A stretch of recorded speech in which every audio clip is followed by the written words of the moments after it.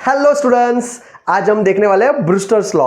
यहां पे देखिए, ब्रूस्टर्स लॉ में हमें प्रूव क्या करना है। प्रूव हमें करना है एंगल ऑफ पोलराइजेशन का इक्वेशन।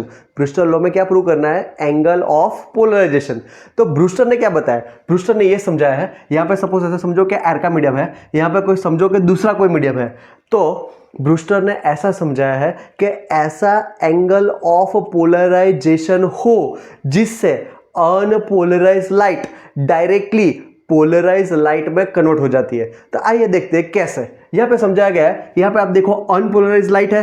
अनपोलराइज लाइट यहां पे कोई सरफेस पे इंसिडेंट हो रही है और ये अपना परपेंडिकुलर, उसके साथ जो अपना एंगल ऑफ इंसिडेंट यानी कि जो एंगल ऑफ पोलराइजेशन है वो कितना है? थीटा पी है। सपोज ऐसा एंगल है, एंगल ऑफ पोलराइजेशन, कि जिससे पार्शियली जो वेव है वो क्या हो रहा है? रिफ्रैक्ट हो रहा है, और पार्शियली क्या हो रहा है? रिफ्लेक्ट, यानी कि पार्शियली रिफ्रैक्ट और पार्शियली रिफ्लेक्ट हो रहा है। यहां पे मैं आपको छोटा सा सिंबल समझा दे रहा हूं। यहां पे आप देखो अनपोलराइज्ड लाइट का जो सिंबल है, आप देखो हर एक डायरेक्शन में है। यहां पे आप देखो, यहाँ पे एक एरो मारा है, बीच में डॉट है, यहाँ पे एरो है, बीच में डॉट है, यहाँ पे एरो है, बीच में डॉट है।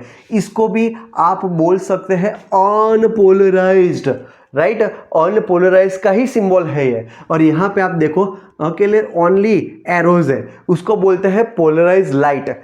ऐसा हो उसको भी अनपोलराइज बोलते हैं, इसको भी अनपोलराइज बोलते हैं, और उसको क्या बोलते हैं? पोलराइज लाइट बोलते हैं। तो आइए समझते हैं, यहां से जो अनपोलराइज लाइट आई, समथिंग थीटा पी एंगल, यानी कि एंगल ऑफ पोलराइजेशन पे हम इंसिडेंट करें, जिससे क्या होता है? हमारी पोलराइज लाइट और रिफ्रैक्टेड लाइट, उनके बीच का एंगल कितना हो? 90 हो। फिर से बात सुनना, ब्रूस्टर ने क्या बोला? ब्रूस्टर ने ऐसा बोला कि यहां से अनपोलराइज लाइट जो आ रही है वो सरफेस के साथ यानी कि परपेंडिकुलर के साथ ऐसा एंगल इंसिडेंट हो, यानी कि ऐसा पोलराइज्ड एंगल हो जिससे ये जो अपनी रिफ्रैक्टेड लाइट और ये पोलराइज्ड लाइट, उसके बीच का एंगल कितना हो? 90 हो। यानी ये अपना रिफ्रैक्टेड रे है, ये अपना रिफ्लेक्टेड रे है।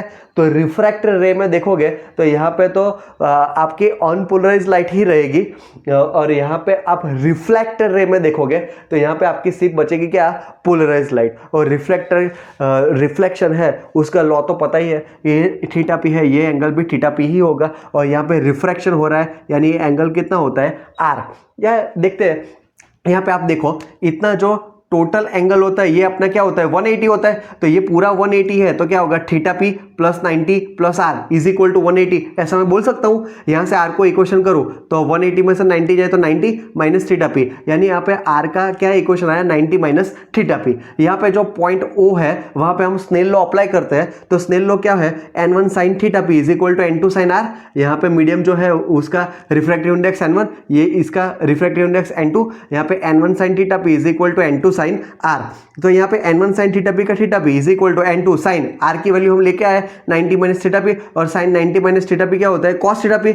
यहाँ पे हम कंडीशन रखें, n1 अगर एयर का मीडियम है तो उसको 1 ले लेते हैं, n2 यहाँ पे कोई भी मीडियम हो सकता है, उसको हम रिफ्रैक्टिव इंडेक्स n ले लेते हैं। तो यहाँ से n को इक्वेशन करें तो क्या आएगा? साइन थीटा पी अपन कॉस थीटा पी आएगा, और साइन अपन क्या कॉस क्या होता है? Tan theta P. और यहाँ से थीटा पी को इक्वेशन करें तो थीटा पी क्या आया? टेन इनवर्स n, यानी कि angle of polarization by Brewster's law वो अपना क्या आया? Theta P is equal to tan inverse n। यानी कि फॉर एग्जांपल समझ लो कि ये ग्लास स्लैब है, इजी के लिए मैं ले लेता हूं कि अगर रिफ्रैक्टिव इंडेक्स अगर सपोज √3 हो, अगर रिफ्रैक्टिव इंडेक्स अगर √3 हो तो अपना थीटा पी कितना आएगा? 60 डिग्री। यानी कि आप 60 डिग्री पे अनपोलराइज्ड लाइट डालोगे तो आपको क्या मिलेगी? पोलराइज्ड लाइट मिल जाएगी, राइट? एकदम इजी है। यानी ब्रूस्टर ने हमें समझाया है कि कैसे हम अनपोलराइज्ड लाइट पे से पोलराइज्ड लाइट गेन कर सकते हैं। ये इक्वेशन है, theta P is equal to tan inverse n।